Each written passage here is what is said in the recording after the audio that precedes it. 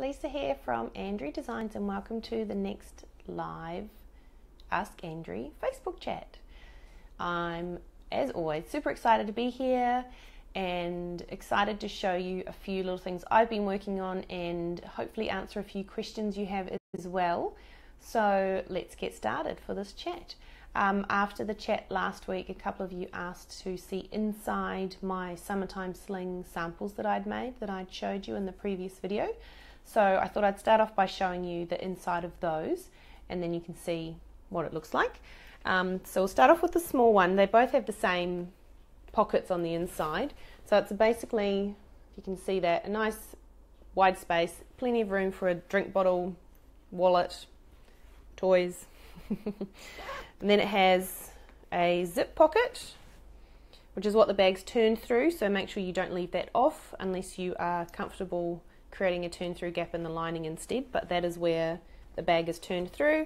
And then on the other side, if you can see there, it has a slip pocket, so that's perfect. More for adults if you want to slip your keys or your phone or something that's you need to access more regularly.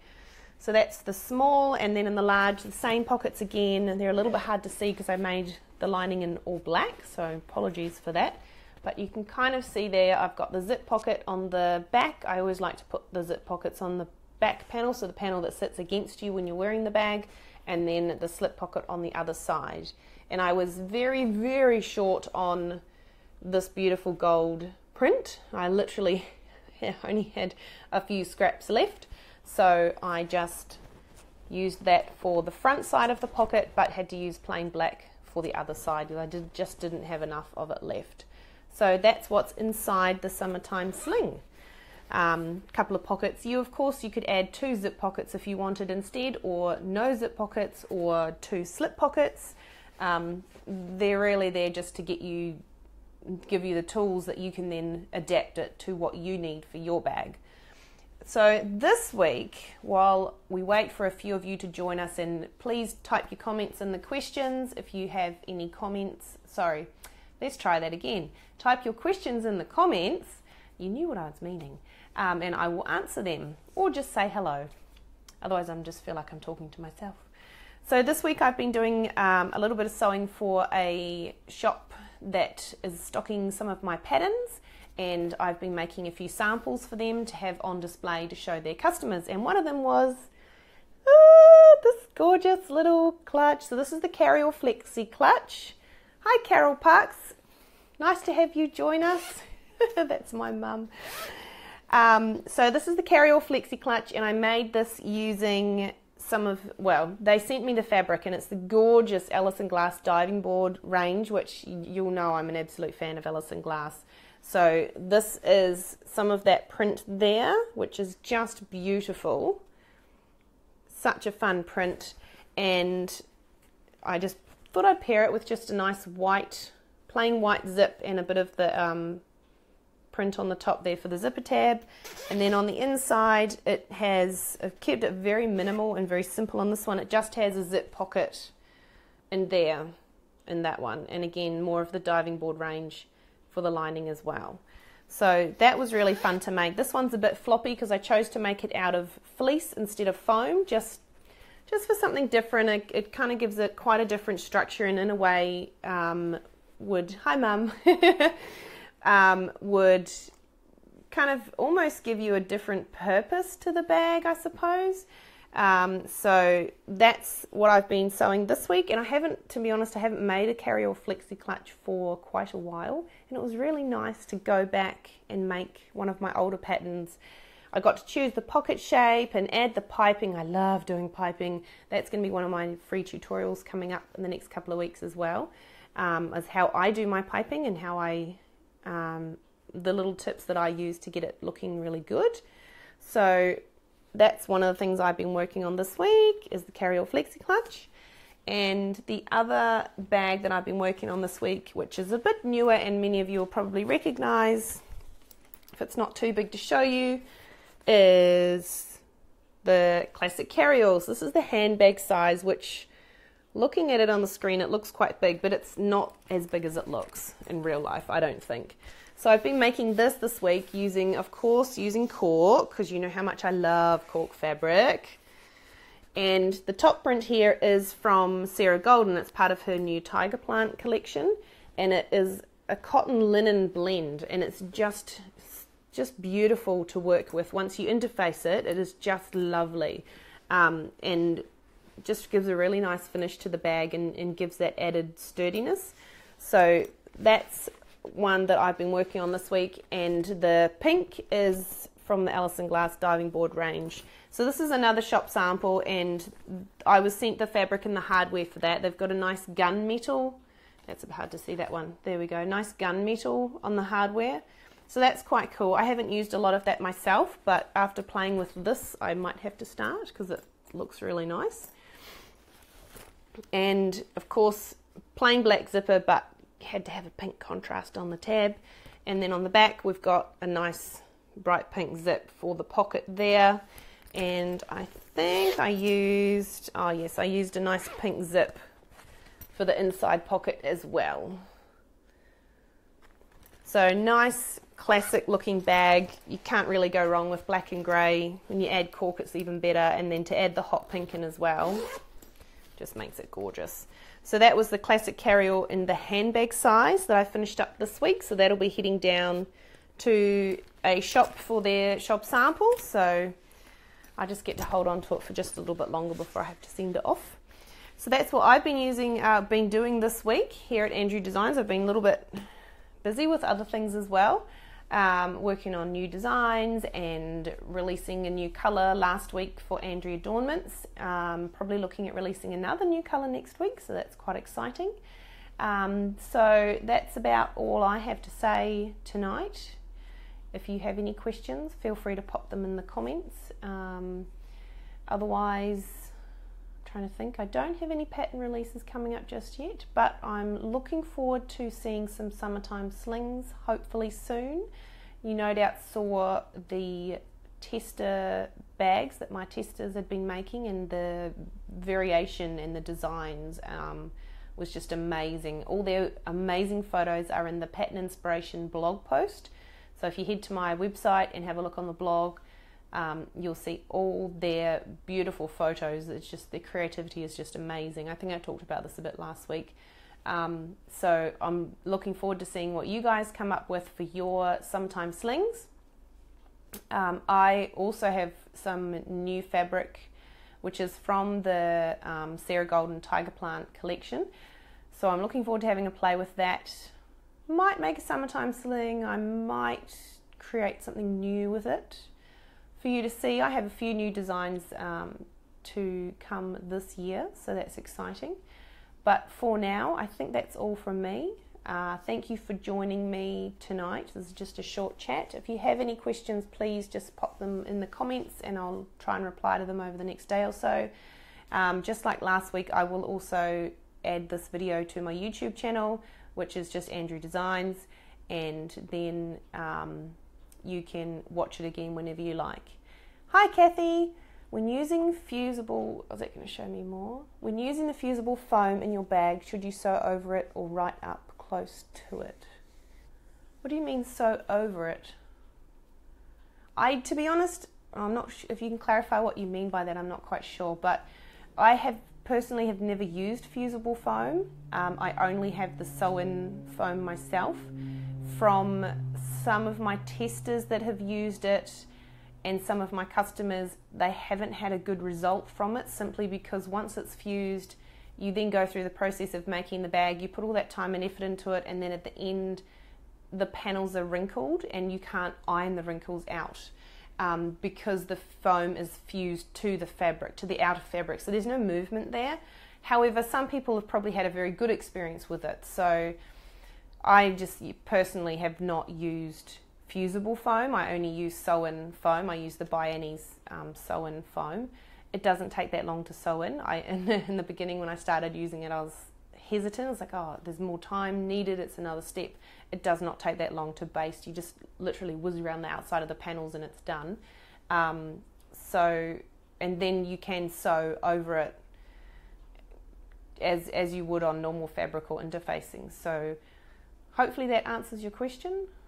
Otherwise, feel free to clarify what you meant in the comments and I'll try to answer it. So yeah, that's basically, I don't have an extensive selection of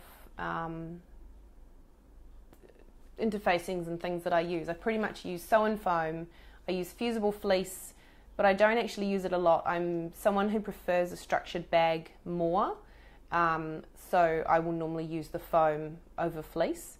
So the sew and foam, fusible fleece, which here in Australia I just use the Vilene H640, and interfacing, and a little bit of the Powtex 71F for like inserting magnetic snaps or installing turn locks and things. So that's pretty much my repertoire of interfacings and stabilizers. I don't use much else. I know the Gather Me Up clutch calls for a sew-in interfacing, but I think, as far as I can think off the top of my head, that's the only one that's different.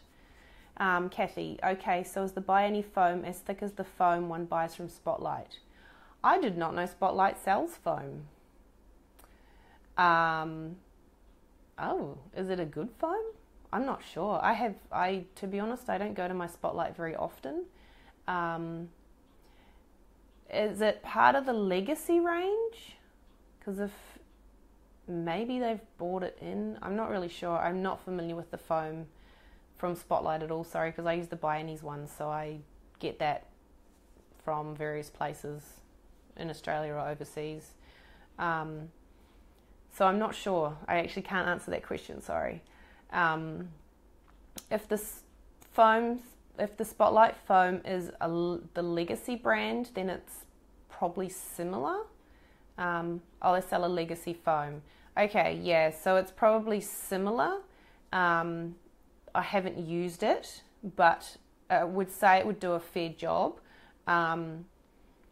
It's probably going to give you a good result, just like the Buy Any's, as opposed to using other foams that aren't specifically for bag making. However, in saying that, a lot of customers use other foams like Headliner. I'm not really sure what that is, but they use other foams that aren't specifically for bag making, and they get great results as well. I think a lot of it comes down to personal preference. I really do. I like a structured bag, hence why I use foam, and I use it for, like, all the cover girls of my patterns have foam, and that's just me. Whereas some people like a more relaxed, slouchy kind of bag, and they'll use fleece, or depending on the design, they might not use anything at all, and that's absolutely fine. It really is, when it comes to fleece or foam, it's really personal preference. Interfacing is a given. Like, you need, if the pattern calls for it, you need to use it, because that's going to help give your cotton fabrics and most fabrics, cork and leather not included type, those ones, it's going to give those fabrics the structure and the durability so that your bag lasts longer. But fleece and foam, that's just structure, so that's more personal preference, really, at the end of the day. You're welcome. Thank you for asking a question. So yeah, I like a structured bag. I like them to stand up and retain their shape. Helps me find stuff in the bottom, especially when I'm carrying my drink bottle, my two children's drink bottle, my wallet, some snacks, my keys, my phone, a cloth, all sorts of random stuff you carry when you're a mother with young children. So for me to have a bag that retains its shape and stands up is quite helpful, because then it's easier to find stuff in the bottom. And that's also why I like to put pockets on mine, and especially have an outside pocket, because that's often where I'll keep my phone and my keys. So worst case, when we get back to the car, I can get the keys quickly, so I can get the children in the car, and at the moment get the aircon going and try and cool down a bit, because it's very hot here during the day. So thank goodness summer's almost over. So that's, yeah, if anyone has any other questions, feel free to leave them in the comments and I will answer them. But otherwise, that's about it from me for tonight. Trying to think if I have anything else to tell you that might be important or exciting. I don't think I do. I have lots of photos and things to share of other things I've been working on, but I'm going to keep those, I think, for a little bit longer. I'm going to have some surprises, right? Yeah. And I love sneak peeking and things. Thank you, Kylie. You're welcome. Hi, Kylie. Nice to see a few familiar names, actually. I guess it's more Australian and New Zealand based tonight, being the time of day that it is. Yeah, so that's pretty much me. But if you as I said before, if you have any questions or want to know anything, hardware that I prefer, or the process that I go through, do I cut all my pieces when I start a new bag? Do I cut everything and then fuse everything, or do I cut and fuse as I go? Feel free to just sing out and let me know. These Ask Andrie sessions are all about getting to know me, and hopefully I can provide you with tips and little extras that'll help you in your bag making journey. Because as you know, I love to see customer creations, and just the fabric combinations and things that you guys come up with is just amazing. And to see your results, so something you've made, I've just provided a pattern, but you've created it. That is just so rewarding. And so if I can give you some tips or tricks of the trade or anything that'll help make it even easier for you, or faster or smoother or whatever it might be, let me know. Just let me know, ask me, and I'll do my best to answer. And like last week, this video will go up on YouTube and you can watch it again whenever you need to. So I'm going to sign off for there. Thank you all for joining me. It's been lovely to have a few viewers tonight, and I will look forward to maybe seeing some of you again next week. My Ask Andrie chat will be next Tuesday, midday Australian time, so that'll be in the evening for those in the US and America and Canada. And then the next evening chat, Australian time, will be in 2 weeks. So same time again in 2 weeks for this time slot. Kathy, I have found it quite difficult to actually buy hardware from the shops, which is sad, as I actually want to actually see it rather than order online and not really know what I'm getting until it comes. Yes, that is a bit of a struggle here in Australia. I know that Spotlight has a very, very basic range, if anything, so they're pretty much hopeless. I don't know, my local independent fabric store has a nice, it's small, but they have a nice little variety of the basic things. But I live in a smaller, I don't know, they call it a city, but I wouldn't call it a city. So I certainly don't have a lot of shops to choose from either. I think the best bet is to purchase a few from a recommended online seller, such as Betty Box Pleat, who used to be Handbag Hardware Australia, or Voodoo Rabbit Fabric, or So Creative Supplies, just to name a few.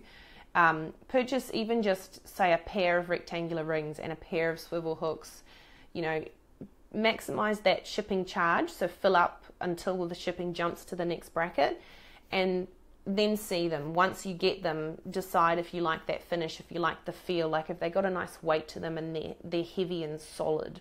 That's when you know you've got a good sturdy piece of hardware, because they've got that weight to them. They're not light and cheap feeling. So that's what I would recommend if you don't have the options in the shops, is to go order online, get a variety of colours, a variety of things, maybe pull out the next few patterns that you're going to be making and go, okay, what do I need for these patterns? Cool, I'm going to order all of these, this range of hardware. So then you've got things to choose from, and you can actually see the quality, you can see how long it takes to ship to you, how much the shipping costs, and it's kind of a little bit of trial and error. But once you've found a supplier you like, and you like their products and you like the quality of their products, you can go back to them and you know that each time you order, you're going to be getting what you're after. It's just a bit of trial and error in the beginning, unfortunately.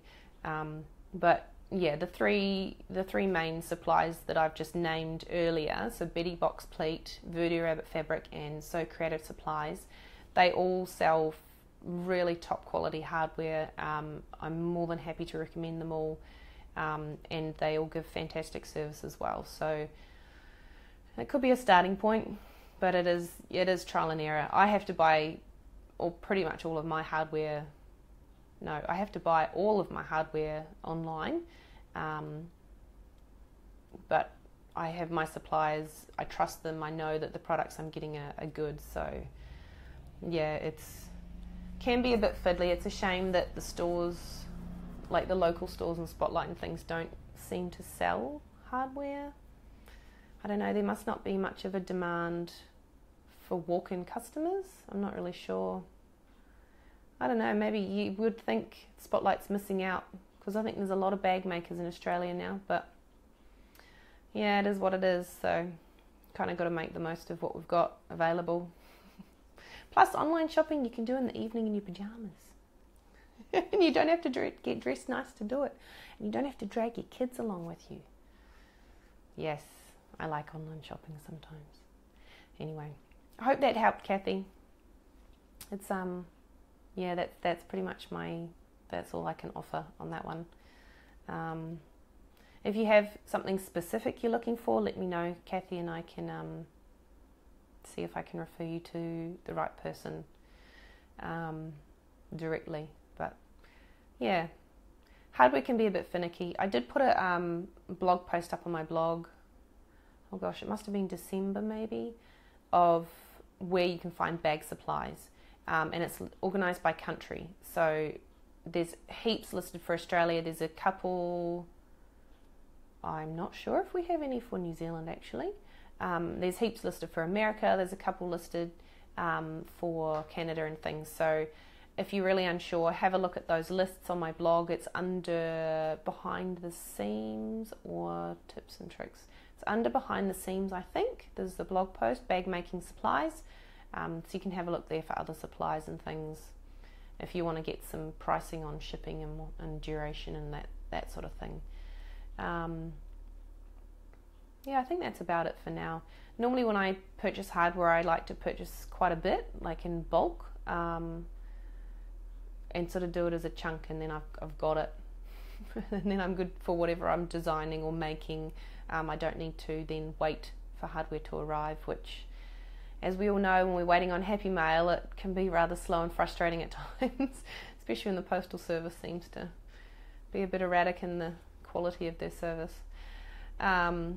So I have all my hardware stored behind me, my little hardcore storage box thing from Bunnings that I got a while ago, so that helps.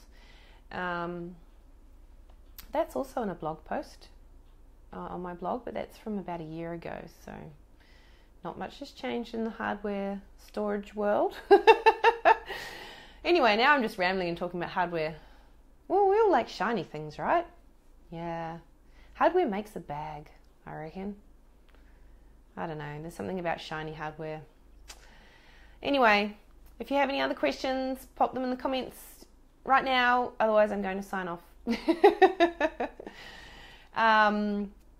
So I think that's all. I hope you've enjoyed this chat, and I've enjoyed chatting to you. I'm getting a lot more comfortable being in front of the camera, so that's really good.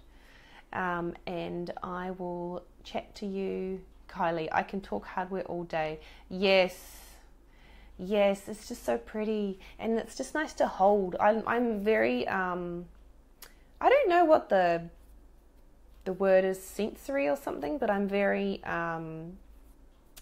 hands-on. Like, I like to touch and feel things, so to hold hardware, and the good quality hardware, not the cheap stuff that's real light. Like, you want, if it's heavy, you know it's going to be pretty, well, should be pretty good quality, and just feel it. And it's all tactical, Belinda. Yes, tactical sounds like the word I was trying to think of but couldn't think of. Yes, or tactile. Not sure, Kylie. One of those tact something words. Kathy's comment: I have several bags I want to make, but as yet haven't got the hardware or interfacing, which is something else that is difficult to source from local shops. Have a good night. Yes, Kathy, interfacing as well. So you'll see in pretty much every one of my patterns that I recommend the SF101 or equivalent. So I personally use, I guess it's an Australian equivalent to SF101. It's twice the width, which in my mind makes a whole lot more sense because 20 inches wide is just weird. I'm not quite sure why Pallon or Peltex does that, but anyway, but it's pretty much the same. So it's a light to medium weight fusible interfacing. I go through oodles of it. It's what I use in all my bags.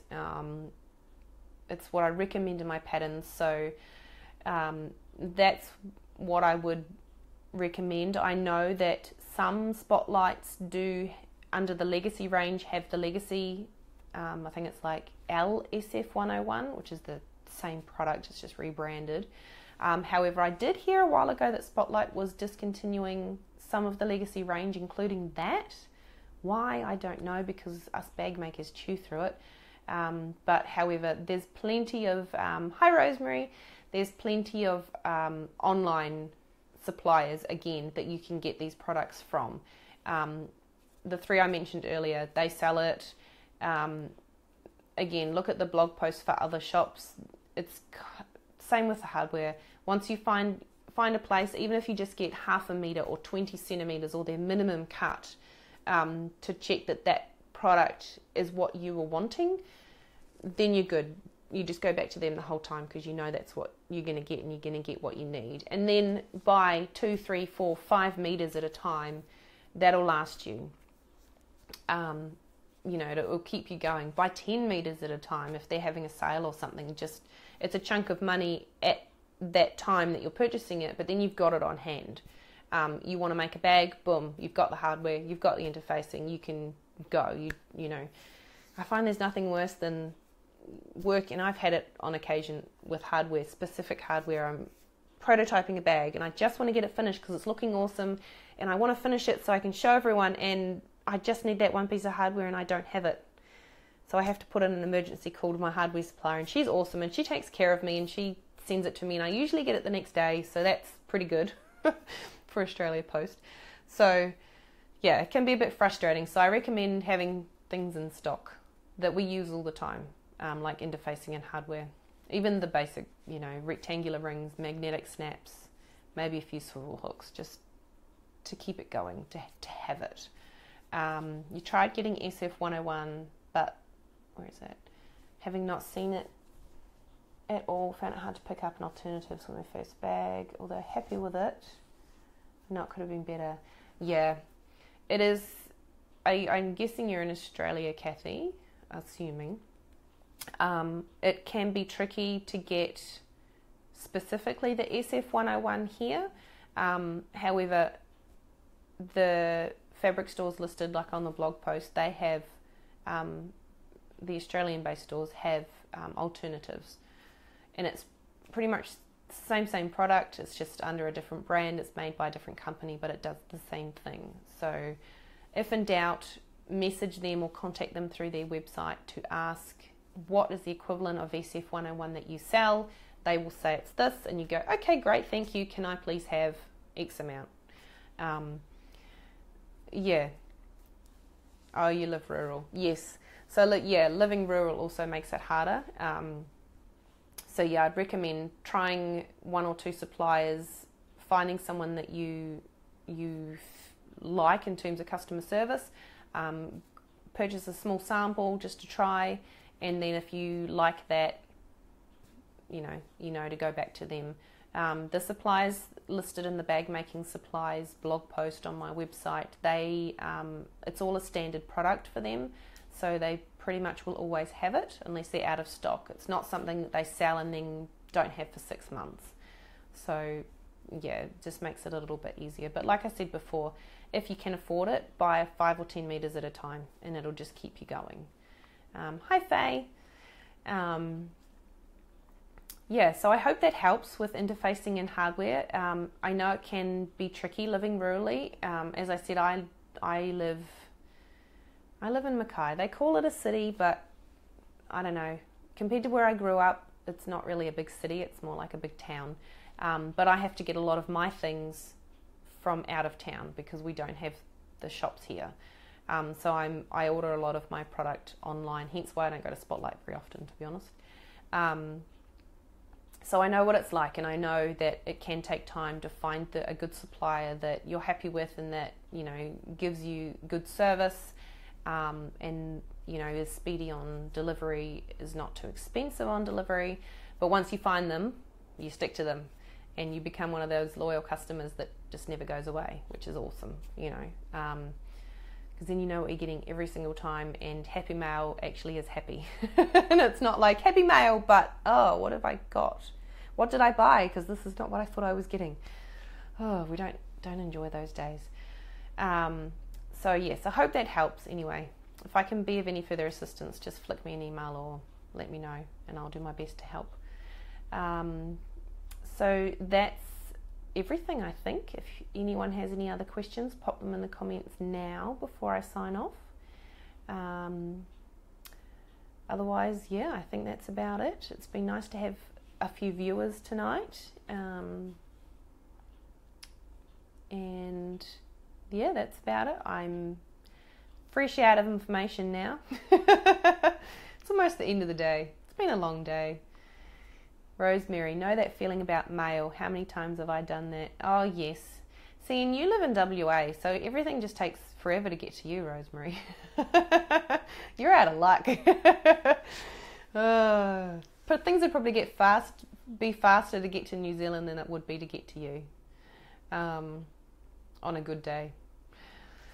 Yes, so having a good supply of hardware and interfacing is very important, let's put it that way. And you'll probably find that if you love hardware, as many of us bag makers do, that once you start buying hardware, you kind of can't stop, and you just think, oh, I'll just get a few more. Oh, and then I'll just get this different size, and oh, and that finish, I might just try that in gold, and oh, the antique brass looks nice, I'll get some of that too. And before you know it, you have a big cupboard, a big shelving unit full of hardware that's very heavy, mind you. A little bit obsessed with hardware, but that's okay. It's all part of it. It's all part of the fun. Rosemary, quicker to fly over east and pick it up. Yeah, it probably is, to be honest. It probably is quicker to fly over, and then you could come visit me and we could sew for a day. Yay, that would be... Oh, sorry about that. Had a call from my husband. He's just wrong timing, honestly. Doesn't he know I'm live?